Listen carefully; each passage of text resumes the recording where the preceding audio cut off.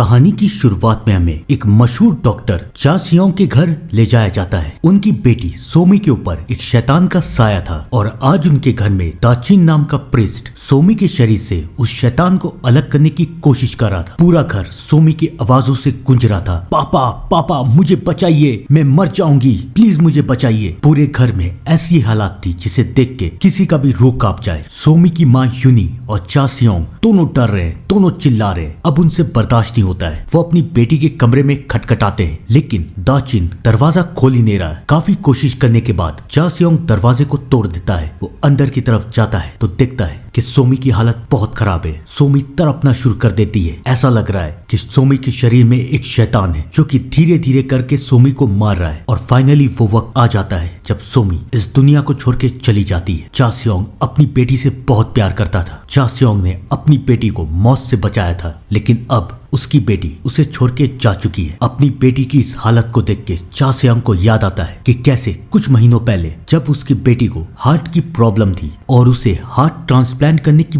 बहुत जरूरत थी और सोमी को ऐसा लगता था कि अगर उसे कोई बचा सकता है तो वो सिर्फ उसके पापा हैं। चा सियोंग ने भी अपनी बेटी से वादा किया था कि वो अपनी बेटी को जरूर बचाएगा और फाइनली उन्हें एक डोनर भी मिल गया और उन्होंने सक्सेसफुल सोमी का हार्ट ट्रांसप्लांट भी कर दिया। लेकिन ये ऑपरेशन होने के बाद सोमी कुछ अजीब अजीब बिहेवियर करने लगी और आज सोमी अपने पापा को छोड़ के जा चुकी है। सारे रिश्तेदार चर्च में पहुंच चुके हैं। वहाँ के लोग चा सियोंग से पूछते हैं कि आपकी बेटी बहुत ही कम उम्र में इस दुनिया को छोड़ के जा चुकी है, तो आप 3 दिन का फ्यूनरल करेंगे या 1 दिन का। चा सियोंग ये फैसला करता है कि अपनी बेटी की मुक्ति के लिए वो 3 दिन का फ्यूनरल करेंगे। वो आखिरी बार अपनी बेटी को देखना चाहता है। वो अपनी बेटी के पास जाता है तो ये देखता है कि उसकी बेटी ने अपनी मुट्ठी बंद की हुई है। वहाँ के ऑफिसर उसे समझाते हैं कि ये सब नॉर्मल है, मरने के बाद इंसान का हाथ अकड़ जाता है। चा सियोंग के लिए ये सब बर्दाश्त से बाहर था। उसे समझ में नहीं आ रहा था कि वो अपनी बेटी को कैसे वापस लाए। सारे रिश्तेदार वहाँ आ चुके हैं, सब कोई रो रहे हैं। चा सियोंग और यूनी को समझा रहे हैं कि सब कुछ ठीक हो जाएगा। उन सब की हालत बहुत खराब है और इन सब से कुछ ही दूर याद है ना वो प्रिस्ट दाचिन, वो सोमी की रिकॉर्डिंग को चेक कर रहा है कि आखिरकार उससे क्या गड़बड़ी हुई है जो वो सोमी को बचा नहीं पाया। काफी चेक करने के बाद वो ये देखता है कि सोमी के अंदर का शैतान बार बार एक ही बात कह रहा है, हम सब एक हैं, हम सब एक हैं। इसका क्या मतलब? और तभी दाचिन को एहसास होता है कि वो शैतान वहाँ भी है। दाचिन को डर लग रहा है कि कहीं ऐसा तो नहीं कि वो शैतान कुछ और ही प्लान कर रहा है। लेकिन क्या?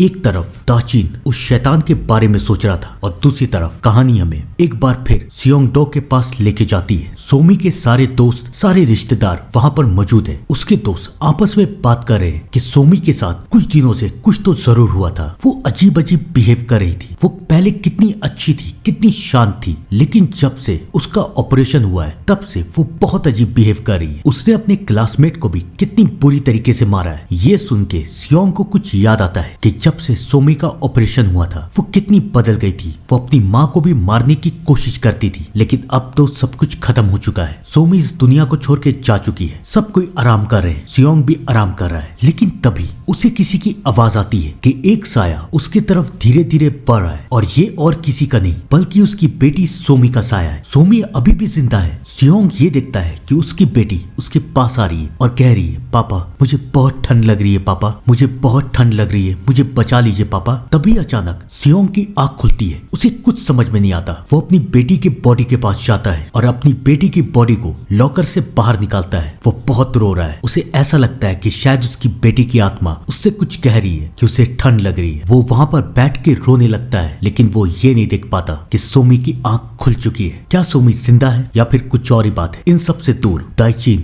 अपने सुपीरियर को बताता है कि सोमी के शरीर में जो शैतान था उसका एक प्लान है। वो सोमी को मारना नहीं चाहता था बल्कि वो सोमी का इस्तेमाल करना चाहता था। मुझे लगता है कि वो शैतान अब भी सोमी के शरीर में है और वो सोमी के शरीर का इस्तेमाल करके फिर से जिंदा होगा और लोगों को मारेगा। दाचिन की सुपीरियर उसे समझाते हैं कि हमारा काम शैतानों का पीछा करना नहीं है। तुमने सोमी को बचाने की कोशिश की, तुम बचा नहीं पाए। वो अपने सुपीरियर को याद दिलाता है कि आपको पता है ना कि मैं प्रिस्ट क्यों बना हूँ? मेरे भाई माइकल के अंदर भी एक शैतान ने अपना कब्जा कर लिया था। वो मेरे सामने तड़प तड़प के मर गया और मैं उसे बचा नहीं पाया। लेकिन अब मैं उस शैतान को सोमी के साथ वो नहीं करने दूंगा, मैं उसे जरूर मारूंगा। उसके सुपीरियर उसे समझाने की कोशिश करते हैं लेकिन दाइचिन मानता नहीं है। एक तरफ तो दाइचिन उस शैतान के बारे में जानने की कोशिश कर रहा था और दूसरी तरफ सियोंग के सारे रिश्तेदार वहां पर पहुंच चुके थे। सब कोई रो रहे थे सोमी के पास जाके कि सोमी हमें तुम्हारी बहुत याद आएगी। सियोंग भी दूर खड़ा होकर रो रहा है लेकिन तभी अचानक वो दिखता है कि उसकी बेटी ने आंख खोली और फिर बंद कर ली। सियोंग दौड़ के अपनी बेटी के पास आता है। सोमी तुम ठीक हो ना? सोमी तुम कैसी हो? आंख खोलो बेटा, आंख खोलो। सब हैरत के साथ सियोंग को देख रहे हैं कि सियोंग क्या कह रहा है और फिर सियोंग ये देखता है कि उसकी बेटी की आंख में आंसू हैं। सियोंग सबको कहता है मेरी बेटी जिंदा है, जिंदा है ये, लेकिन सब कोई उसे समझाते हैं ऐसा होता है लेकिन सियोंग किसी की बात नहीं सुनता। वो अपनी बेटी को लेके ऑपरेशन रूम में जाता है। वो अपनी बेटी को उठाने की कोशिश करता है लेकिन सब कोई उसे रोकते हैं, उसे समझाते हैं कि सोमी अब कभी नहीं उठेगी। बेचारों को पता नहीं था कि क्या होने वाला है क्योंकि इन सबसे दूर दाइचिन उस शैतान के बारे में पता कर लेता है कि सोमी के अंदर जो शैतान है वो अब जागेगा और वो अब सोमी के शरीर में ही रहेगा तब तक जब तक वो सोमी के किसी रिश्तेदार के अंदर चला नहीं जाता। और शायद उसका टारगेट सोमी का भाई है। दाइचिन समझ जाता है कि उसे उस शैतान को मारना ही पड़ेगा लेकिन वो शैतान सोमी के अंदर से निकल जाता है। अब वक्त आ चुका है और पादरी प्रेयर पढ़ना शुरू कर रहे हैं क्योंकि अब सोमी को ले जाया जाएगा लेकिन बहुत देर हो चुकी है। वो शैतान बाहर निकलता है और पादरी के ऊपर हमला कर देता है। पादरी को समझ में भी नहीं आता कि उसके साथ क्या हो रहा है और वो शैतान उसे इतना तड़पाता है कि अब वो हिलने तक के काबिल नहीं है। किसी को समझ में नहीं आ रहा है कि इनके साथ हुआ क्या है। सब कोई उन्हें बाहर की तरफ लेके जा रहे हैं और तब दाइचिन भी वहां पहुंच जाता है। वो पादरी दाइचिन को सब कुछ बता देता है। अब दाइचिन का शक यकीन में बदल चुका है कि वो शैतान जाग चुका है। उसे रोकना ही पड़ेगा और उसे रोकने का एक ही तरीका है, सोमी के शरीर को खत्म करना पड़ेगा। दाइचिन अंदर की तरफ जाता है। सब कोई उसे रोकने की कोशिश करते हैं लेकिन दाइचिन किसी की बात नहीं सुन रहा। गार्ड जाके सियोंग और यूनी दोनों को बता देते हैं। सियोंग वहां गुस्से में आता है। उसे दाइचिन के ऊपर पहले से गुस्सा था कि वो उसकी बेटी को बचा नहीं पाया लेकिन दाइचिन उसे दिखाता है कि देखिए आपकी बेटी अभी भी है, उसका शरीर अभी भी काम कर रहा है। सियोंग को ऐसा लगता है कि शायद उसकी बेटी फिर से जिंदा हो सकती है लेकिन दाइचिन उसे समझाता है कि ये आपकी बेटी नहीं है, वो शैतान अभी भी जिंदा है और उसने आपकी बेटी के शरीर के अंदर अपना कब्जा किया हुआ है। 3 दिन के बाद ये शैतान जाग जाएगा और फिर इसे रोकना नामुमकिन हो जाएगा। 2 दिन पार हो चुके हैं, हमारे पास सिर्फ आज का दिन है। हमें सोमी के शरीर को खत्म करना पड़ेगा लेकिन सियोंग इसके लिए तैयार नहीं होता। दाइचिन सियोंग से पूछता है कि आपने अपनी बेटी का हार्ट ट्रांसप्लांट किया था तो डोनर कौन था? आपको पता है? क्योंकि जो भी प्रॉब्लम है इसके हार्ट में ही है। सियोंग दाइचिन को कुछ नहीं बताता। वो वहां से उसे निकाल देता है लेकिन दाइचिन की बात उसके दिमाग में अभी भी घूम रही है। वो अपने दोस्त के पास जाता है जिसने उस डोनर को वहां बुलाया था। वो उससे पता करता है कि वो डोनर कहाँ है और वो उसका दोस्त उसे उसके बारे में बता देता है। अब सियोंग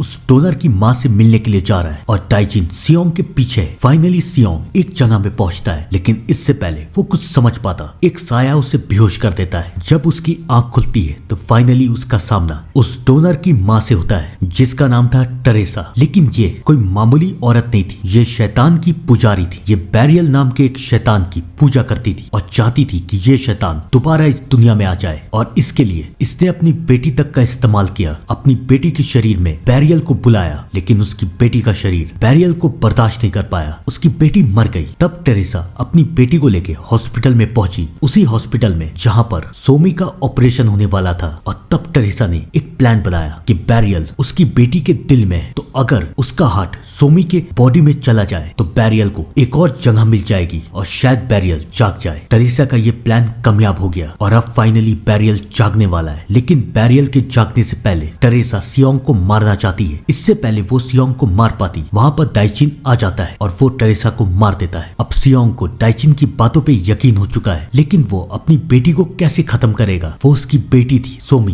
दाइचिन उसे समझाने की कोशिश करता है कि प्लीज मेरी बात मानो, हमारे पास दूसरा कोई रास्ता नहीं है लेकिन सियोंग उसकी बात नहीं सुनता। इससे पहले दाइचिन सियोंग के पीछे जा पाता। बैरियल को भी पता चल चुका था कि सियोंग उसे रोकेगा जरूर तो वो सियोंग के साथ खेलना शुरू करता है, उसे मारने की कोशिश करता है। अपनी शैतानी आत्मा उसके पीछे भेजता है। वो आत्मा दाइचिन को मारने की कोशिश करती है लेकिन दाइचिन उन्हें वहां से भगा देता है। अब दाइचिन और सियोंग दोनों के दोनों वहां पर जा रहे हैं जहां पर आज सोमी के बॉडी को दफनाने के लिए ले जाया जाएगा। सब कोई सोमी की बॉडी को लेके जा रहे लेकिन क्या बैरियल उन्हें ऐसा करने देगा? बिल्कुल भी नहीं। बैरियल सबको रोकने की कोशिश करता है और अब बैरियल की शक्ति सबके सामने आ चुकी है। सोमी का शरीर बाहर निकलता है, हवा में उड़ने लगता है और सोमी वहाँ से गायब हो जाती है। दाइचिंग और सियोंग अंदर की तरफ भागते हैं। सियोंग एक कमरे में जाता है, वहाँ बहुत अंधेरा है। सियोंग चिल्ला रहा है, सोमी सोमी कहाँ हो तुम बेटा, प्लीज आ जाओ। फाइनली सोमी की आत्मा अपने पापा से मिलने के लिए आती है। वो अपने पापा को बताती है कि बैरियल ने उसे कैद कर लिया है। ये बात सुन के सियोंग खुश हो जाता है। क्यों,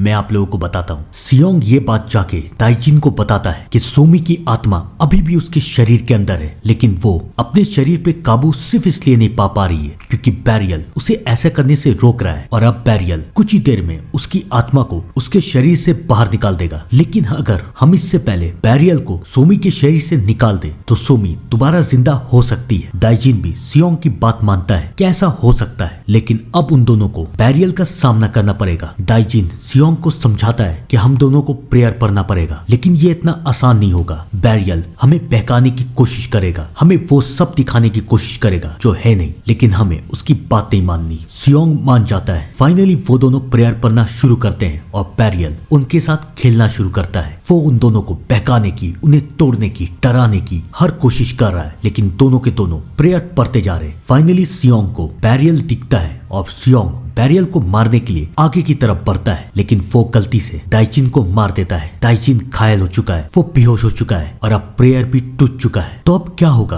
बैरियल हंस रहा है कि कुछ नहीं हो सकता, तुम मुझे नहीं रोक सकते। और तब सियोंग के दिमाग में एक आखिरी आइडिया आता है। वो बैरियल के साथ सौदा करता है कि तुम मेरे शरीर के अंदर आ जाओ, मेरी बेटी को छोड़ दो। बैरियल को एक नया शरीर मिल रहा था। अब तो सबको पता चल चुका था कि सोमी के शरीर के अंदर एक शैतान है, तो शायद वो सोमी के शरीर को खत्म कर देते। तो इसलिए बैरियल अब सियोंग के शरीर में चला जाता है, लेकिन बैरियल जानता नहीं था कि सियोंग का क्या प्लान है। कुछ देर के बाद दाइजिन को होश आता है। वो सियोंग के पीछे ऊपर की तरफ जाता है। सियोंग ने यह प्लान बनाया था कि एक बार बैरियल उसके शरीर में आ जाए तो वो अपने आप को मार देगा, ताकि बैरियल भी साथ ही साथ इस दुनिया से चला जाए। सियोंग वही करता है। अपनी बेटी और दुनिया को बचाने के लिए सियोंग ने अपनी जान दे दी। इस हादसे को 1 साल बीत जाते हैं। सोमी अब बच चुकी है, वो जिंदा है। दाइजिन सोमी को समझाता है कि तुम्हारे पापा ने जो कुछ किया वो बहुत कम लोग करते हैं, लेकिन सोमी को आज भी अपने पापा की बहुत याद आती है। यहाँ पर होती है ये कहानी खत्म, लेकिन मुझे लगता है कि ऐसे एक्सोर्सिज्म की पार्ट 2 भी बनना चाहिए। आपको क्या लगता है? कमेंट करके बताइएगा। तब तक के लिए थैंक यू